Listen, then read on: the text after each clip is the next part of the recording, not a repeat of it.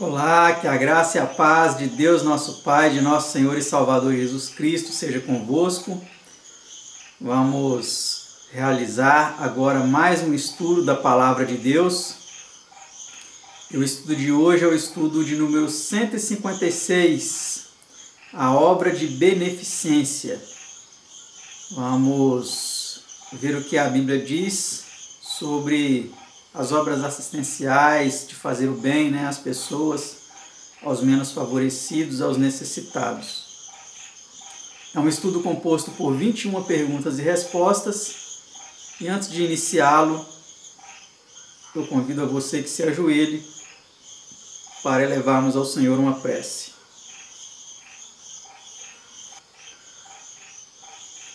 Pai nosso que estás nos céus, santificado seja o teu santo e eterno nome. Nós somos gratos por mais uma oportunidade que nos dá de realizarmos esse estudo, Senhor. E pedimos que nos abençoe e, acima de tudo, nos ajude a entender a importância de amarmos ao próximo como a nós mesmos, fazendo isso na prática, ajudando os necessitados, suprindo-lhes as necessidades e fazendo aquilo que o Senhor pediu de nós. Nos coloque no coração o verdadeiro amor pelo próximo, Senhor. É o que nós te pedimos em nome de Jesus. Amém.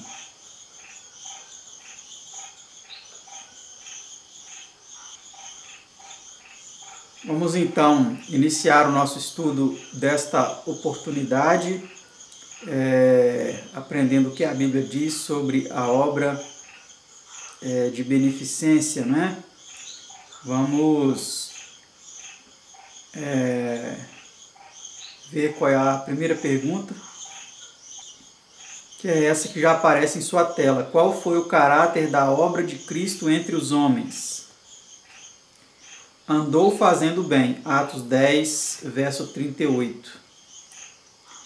Então, Cristo, ele andou fazendo bem, né? Fazia o bem a vários necessitados, cumprindo a missão que o Senhor, que o Pai lhe confiou, né? Pergunta 2. Que farão seus verdadeiros seguidores? Vamos ver o que eles vão fazer. Aquele que diz que está nele também deve andar como ele andou. 1 São João 2, verso 6. Então, se Jesus andou fazendo o bem, nós também devemos andar fazendo o bem, né? Pergunta 3. Ao servir os necessitados, a quem realmente servimos? Quando o fizestes a um destes meus pequeninos irmãos, a mim o fizestes. Mateus 25, verso 40. Então, de fato, quando nós ajudamos ao pobre, nós fazemos isso ao próprio Senhor Jesus, né? Pergunta 4. Até quando haverá pobres no mundo? Essa é uma pergunta muito importante, porque nós vivemos em um tempo em que se fala muito de erradicação da pobreza e que é preciso acabar com a pobreza, né? O Papa Católico Francisco é um dos que mais labutam aí nessa seara, nessa frase, né? É preciso acabar com a pobreza, acabar com a pobreza. Será que um dia a pobreza vai acabar? Será que é possível acabar com a pobreza? Será que o mundo precisa trabalhar para acabar com a pobreza? Ou de fato eles querem acabar com os pobres? Vamos ver o que a Bíblia diz. Mateus 26, verso 11 diz o seguinte: sempre tendes convosco os pobres. Então, os pobres nós sempre teríamos conosco, né? E também em um texto, se eu não me engano, de Deuteronômio, fala sobre isso. Que o Senhor disse que os pobres sempre nós teríamos. Olha o que diz Deuteronômio 15, verso 11. Pois nunca deixará de haver pobres na terra. É uma palavra bem forte, né? Pelo que eu te ordeno, dizendo, livremente abrirás a mão para o teu irmão, para o teu necessitado e para o teu pobre na tua terra. Então o Senhor ele disse que o pobre nunca deixaria de existir. Então nós precisamos entender isso e entender essa realidade como uma oportunidade de exercermos o amor ao próximo, a beneficência, né? Vamos para a pergunta 5. Qual é a relação de todos para com Deus? O rico e o pobre se encontraram. A todos os fez o Senhor. Olha aí que interessante, Provérbios 22, verso 2. Então, todos foram criados por Deus, tanto o rico quanto o pobre, né?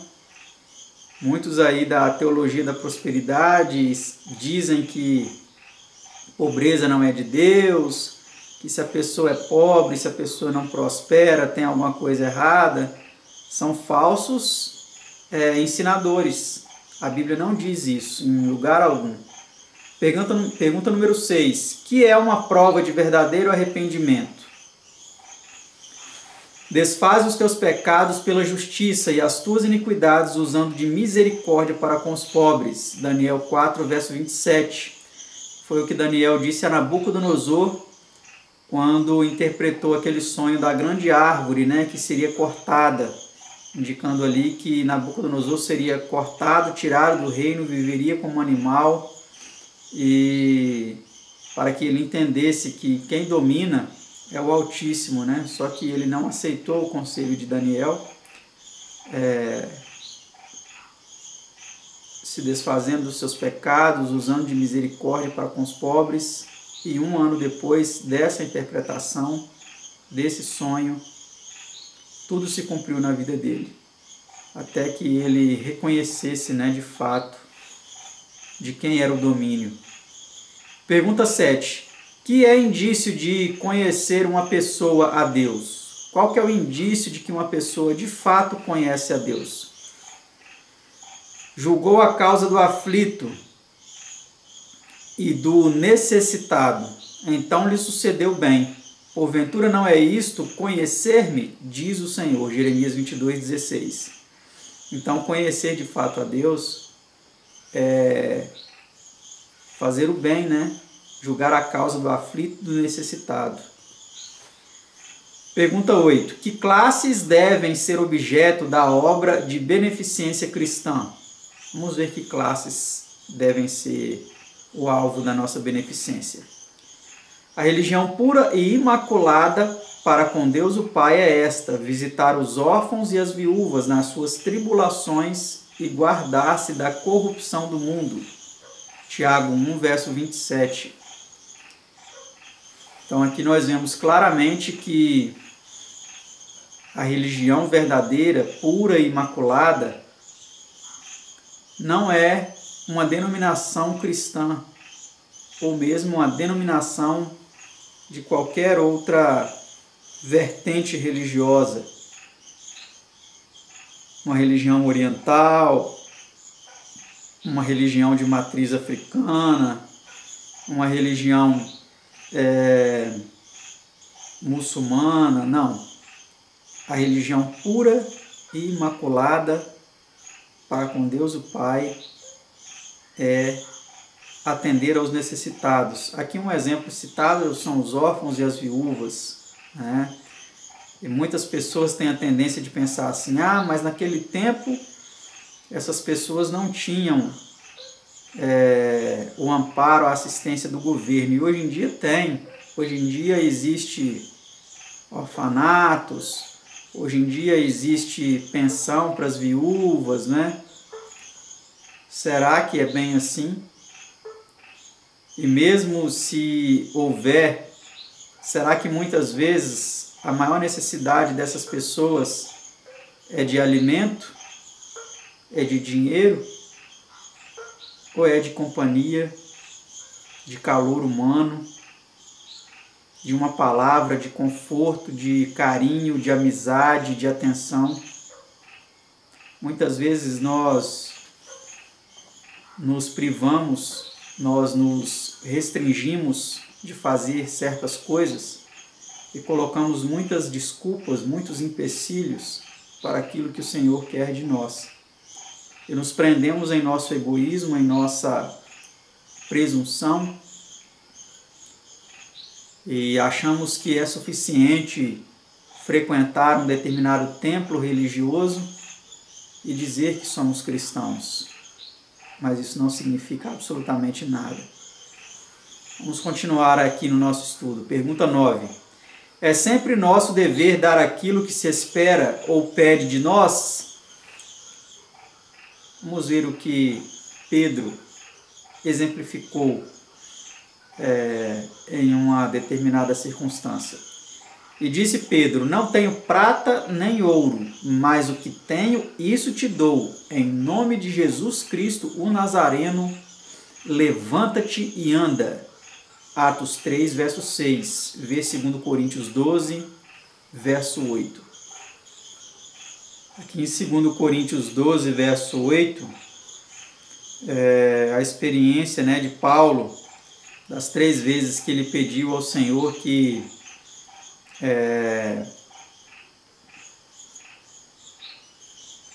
para que removesse o espinho da carne, mas o Senhor não removeu. E ele disse: a minha graça te basta, porque o meu poder se aperfeiçoa na fraqueza. Então nós precisamos entender que nem sempre o que a pessoa nos pede, nós devemos dar. Ou mesmo podemos. No caso ali de Pedro, ele não tinha prata nem ouro, mas ele tinha algo muito mais precioso. Era o poder de Deus para fazer aquele homem andar. E aquele homem voltou a andar e parou de mendigar ali na porta do templo. Então, muitas vezes hoje as pessoas nos pedem, dinheiro, mas nós precisamos ter sabedoria, porque muitas vezes eles vão usar esse dinheiro para coisas que não devem, que não vão beneficiá-los. Pelo contrário, vão mantê-los ainda mais na miséria, na prostração, numa vida de necessidade. E nós precisamos ter sabedoria de Deus e, acima de tudo, poder de Deus para fazer de fato a diferença na vida dessas pessoas. Pergunta 10. Que é por vezes para as almas desanimadas de mais valor que o dinheiro? Vamos ver o que é mais importante que o dinheiro para essas almas. Eu me sorria para eles quando não tinham confiança. Jó 29, 24, tradução brasileira. Então, muitas vezes, igual eu disse, anteriormente, a maior necessidade das pessoas não é dinheiro. Não é, às vezes, um alimento, não é, às vezes, um vestuário. Talvez eles tenham tudo isso. Muitas vezes é um sorriso. Você ir num asilo, onde tem muitas viúvas, e viúvos, você ir num asilo, você ir num orfanato e levar um sorriso, levar uma camaradagem, um companheirismo, um calor humano, porque muitas vezes aquelas pessoas se sentem abandonadas pela sua própria família, pelos seus próprios filhos, e no caso dos órfãos, pelos seus próprios pais. Então, nós precisamos ser mais humanos do que temos sido, Pergunta 11. Que divina lei retroativa segue o dar? Vamos ver. Dai e ser-vos-á dado. Boa medida, recalcada, sacudida e transbordando, vos deitarão no regaço. Porque com a mesma medida com que medirdes, também vos medirão de novo. Lucas 6,38 e ver Salmo 18, 25 e 26, 119, 17 e Gálatas 6, verso 7. Então essa é a chamada lei do retorno. Aquilo que você dá é aquilo que você recebe. Dando, dai e ser-vos-á dado. Boa medida, recalcada, sacudida, transbordando, vos deitarão no regaço. Porque com a medida que nós medimos, nós também seremos medidos novamente. Então, se nós nos doarmos verdadeiramente para as pessoas também vão se doar para nós. Pergunta 12. Que é prometido aos que dão aos pobres? Ao Senhor empresta o que se compadece do pobre, e ele lhe pagará o seu benefício. Provérbios 19, verso 17. O que dá ao pobre não terá necessidade. Provérbios 28, verso 27. Então aquele ditado, né, aquela resposta que as pessoas dizem quando recebem alguma coisa de alguém, elas falam assim, Deus lhe pague. Aquilo verdadeiramente é bíblico, né? Aqui fala que ele lhe pagará o seu benefício. Pergunta 13. Como sabia Jó da necessidade dos pobres? As causas de que eu não tinha conhecimento inquiria com diligência. Jó 29:16. Então Jó, ele era uma pessoa tão justa. Ele era um rico, mas um rico que era justo e fazia o bem às pessoas. Quando ele não tinha conhecimento de determinada coisa, ele perguntava, ele inquiria para ver quem estava necessitando, quem estava precisando. Pergunta 17. Que parábola ilustra a obra prática da beneficência cristã? A parábola do bom samaritano, né? Que está lá em Lucas 10, 30 a 37. Ela ilustra muito bem o que nós devemos fazer com os que precisam de nós. Pergunta 15. Ao enviar os 70, que lhes mandou Cristo fazerem nas cidades a que iam? Vamos ver o que Cristo mandou eles fazerem. Curai os enfermos que nela houver, e dizei-lhes, é chegado a vós o reino de Deus. Lucas 10, verso 9. Ele ordenou que fossem curados os enfermos, né? Pergunta 16. Que espécie de obreiros deseja Deus ver entre a pobreza, o sofrimento e a aflição?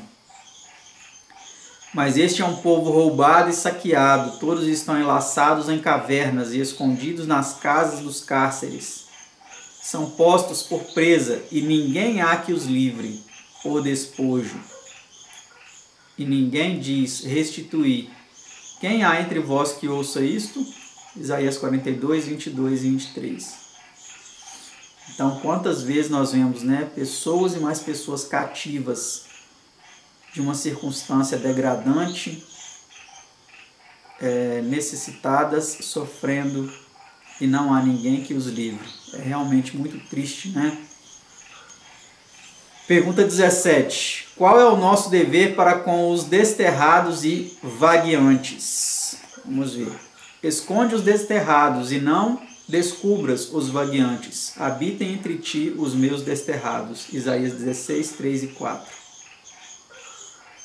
Então, será que nós estamos de fato cumprindo o que Deus nos incumbiu?